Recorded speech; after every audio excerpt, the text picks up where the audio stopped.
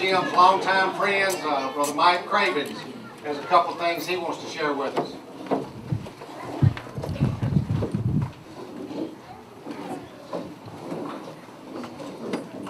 Ladies and gentlemen, in my right hand I have tonight's top 10.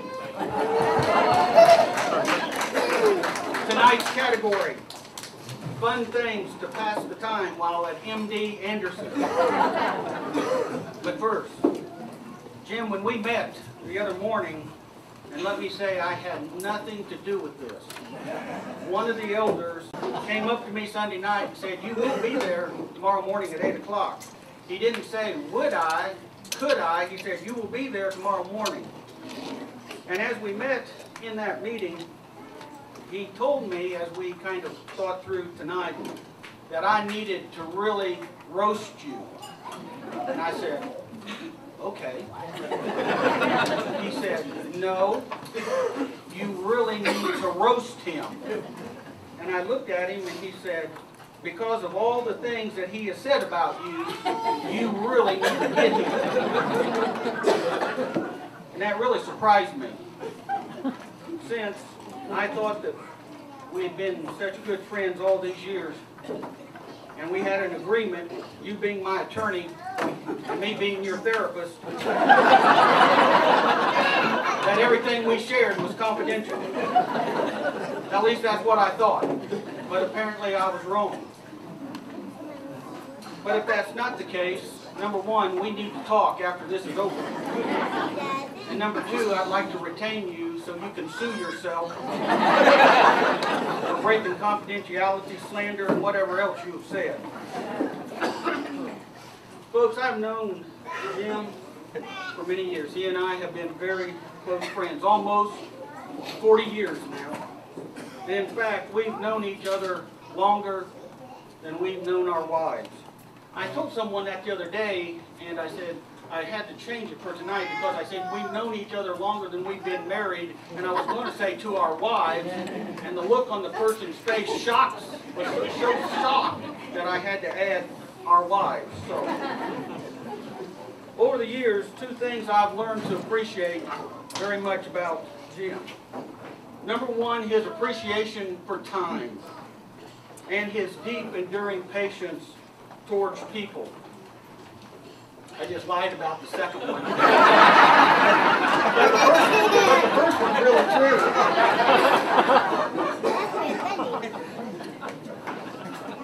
If you ever go to lunch with Jim and he says 11:30, you need to be ready to leave at 11:20, because he is always ahead of time. And it's always fun to sit next to him at meetings. You can always hear some interesting and humorous comments. Like if the meeting doesn't start on time, you might hear, if I wanted to waste time, I could do it myself. Or if there's a little too much discussion, you might hear, only after he looks at his watch and says, get on with it, I'm busy. And if the meeting wasn't productive, well, since we're in church, let's just say he's not happy. And Susan, oh, sweet Susan, I don't know if you have figured this out yet in 35 years, but if he wants to leave to go somewhere at noon, he tells you to be ready by 9. That way he is somewhat assured that he can leave when he wants to.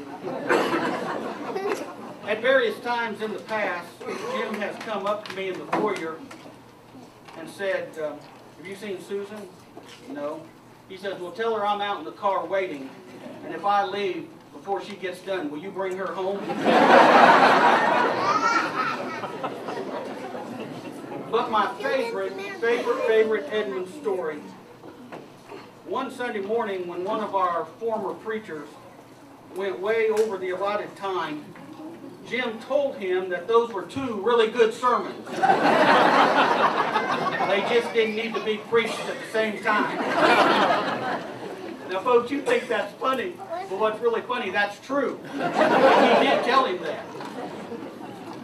Well, Jim, in light of your time-oriented personality, we've come up with a top 10 list of fun things to pass the time when you return to MD Anderson. And to help with tonight's top 10, all the way from the Free Hardeman Health Clinic in Henderson, Tennessee, is Dr. Ken Cargile.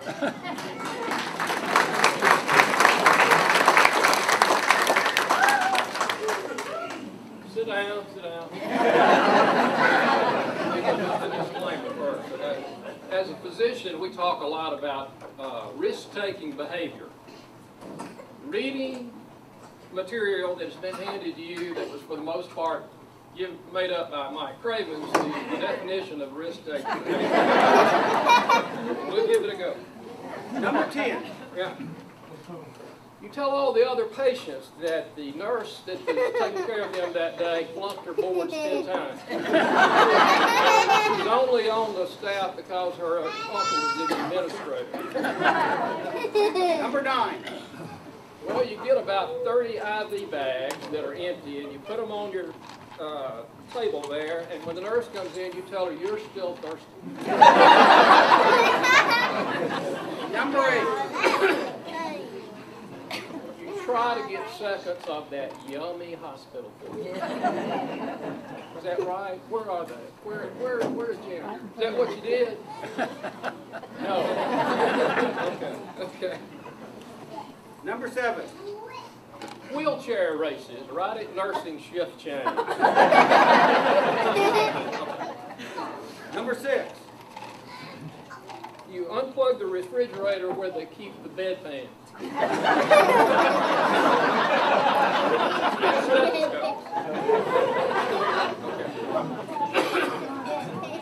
Number 5. Push the call button, and when the nurse answers, order a number 5 value meal with a Diet Coke. Super size. Number 4. When you're going for a CT scan, you tell the X-ray tech to look for that quarter you swallowed when you were 4 years old. Number 3. Yeah. When they ask how you're doing, you say, "This hospital stays nothing compared to the stretch I did at San Quentin,"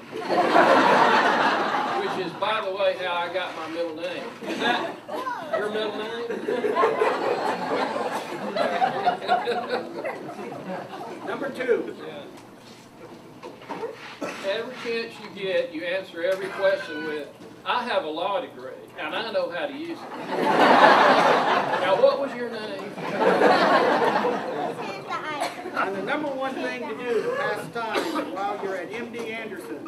When your urologist comes in, you hand him a bag of gravel and say, "I finally passed the dog."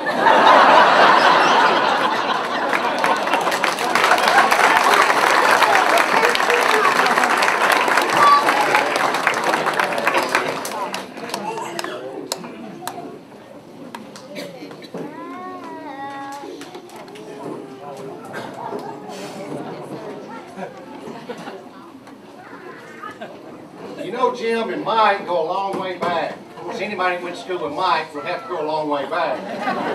In fact, they attended college together. In one class they had together, they were both really struggling.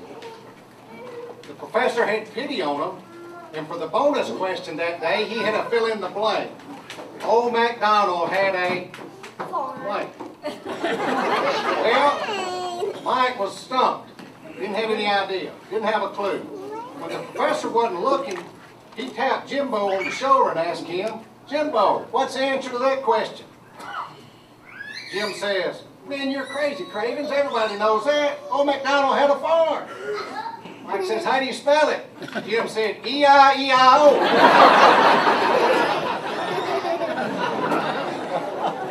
Some of you may not know that when they first moved to Henderson, Jim was all set to practice as an attorney. On the first day at the office, his secretary buzzed him and said, "There's a Mr. Baker waiting to see you." Jim thought he needed to really make an impression. Just as Mr. Baker walked into the room, Jim jerked up the phone and said, "I will absolutely not. I will not represent you for anything less than $10,000. Don't call me back till you get the money." "Hello, Mr. Baker. What can I do for you?" Becky said, I'm from the phone company. I'm here to connect your phone.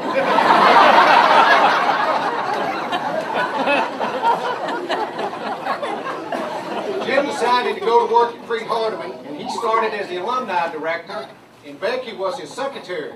A lot of the students worked in that office, and they were constantly goofing off. So Becky told Jim one day, you're going to have to show some authority. The next day, Jim came in from home. He had a sign that said, I'm the boss. He taped it to his door. Things were going a lot better for a few days. So Susan marched in the office, took her sign down, and took it back home. Becky was always having to stay on Jim about his duties in the alumni office. A lot of times she'd go in his office and catch him asleep. Dr. Cravens had top 10 things. I've got the top 5 things that Jim was always responding with. Number 5, the blood bank mentioned this might happen. Number 4, someone must have put decaf in the wrong pot. Number 3, I thought that cold medicine said it was for daytime. Number 2, somebody must have left the lid off that liquid paper. The number 1 thing that Jim would always get by with when he would come in, Becky would come in and catch him sleeping, he'd always raise up and say, amen. Well, about that time, Jim and Susan built a house. Several of us were involved in that. It was a very enjoyable summer. But one day, Jim and Susan had an argument over paint colors. They were driving out to the work site and wasn't saying a word to each other. Finally, they passed a field full of mules, goats, and pigs. Jim had a little farming background. He sarcastically looks over to Susan and says, relatives of yours? Susan said, yes, in-laws.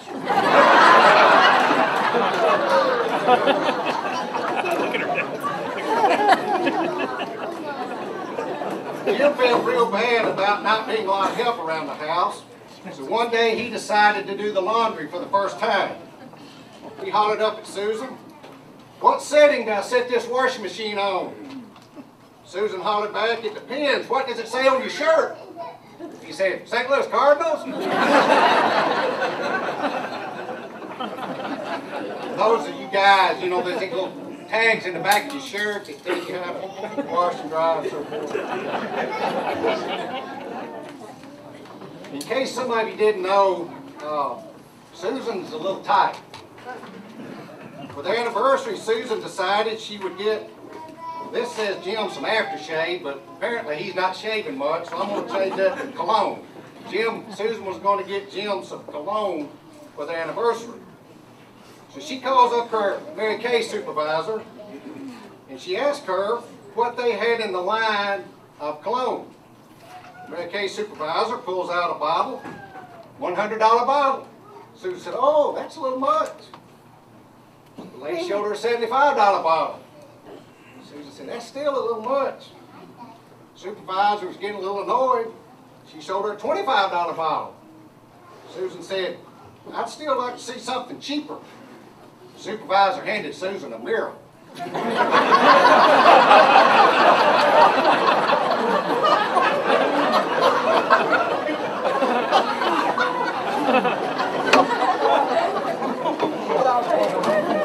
One night, Susan didn't feel like cooking, so she ordered a pizza to be delivered.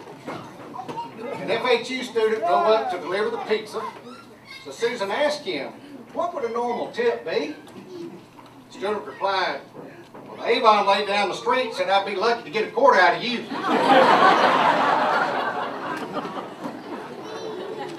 Jim and Susan are celebrating 35 years of marriage, which is quite an accomplishment. They've had a lot of adventures in those years. They've been to the Holy Land. While they were there, an Arab came up to Jim and said, I'll give 100 camels for your wife. After a long pause, Jim said, she's not for sale. Later, Susan asked him, Jim, what took you so long to answer him? Jim said, I was trying to figure out how to get those 100 camels back home.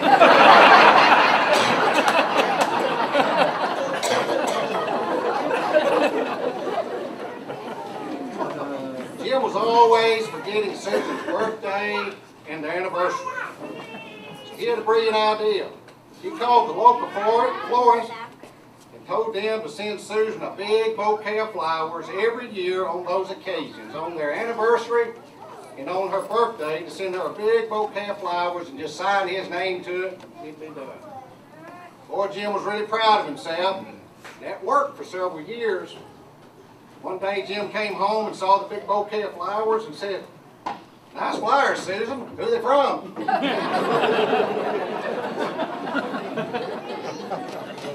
Well, as we celebrate Jim and Susan tonight, we want to take just a few more minutes and to help you relive that very special night over 35 years ago when they decided to get married.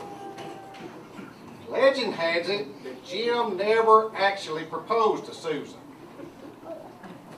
So tonight, we want to set the record straight. It may bring a few tears to your eyes as we look back at this young, romantic couple. So keep your Kleenex handy and give your attention as we look back to that fateful engagement night from a long, long time ago.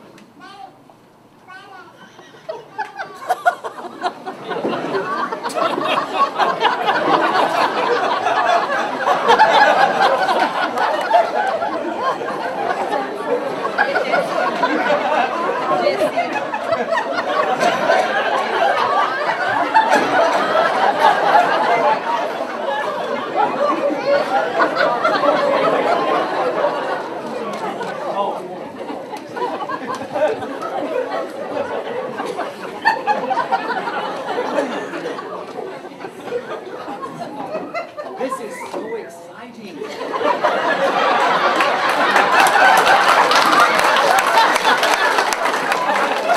I've never been to a professional baseball game before. It's so romantic.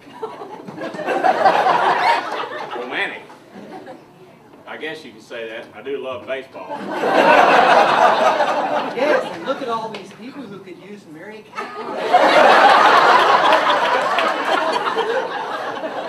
Actually, people like to be left alone while they watch the game. Let's just watch the game quietly, sweetheart. Oh, yes, but it's such a beautiful night. Look, all of the stars are out.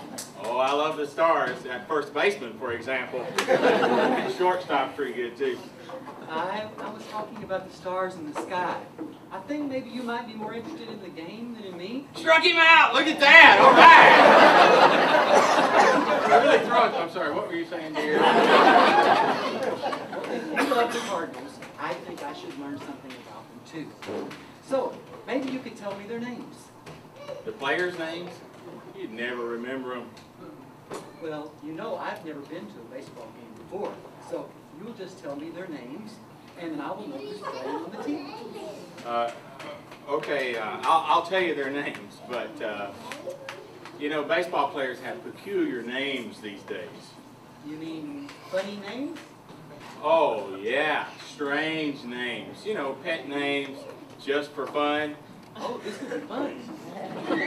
Okay, let's see. On the bags we have who's on first, what's on second, and I don't know's on third. That's what I want to find out. Yeah, who's on first, what's on second, and I don't know is on third. Don't you know the players' names? Of course I do. Well, then who's on first? Yes. I mean, what's the person's name? Who? The guy on first. Who? The first baseman. Who is on first? I'm asking you. That's the man's name. That's whose name? Yes. Who's playing first? That's right.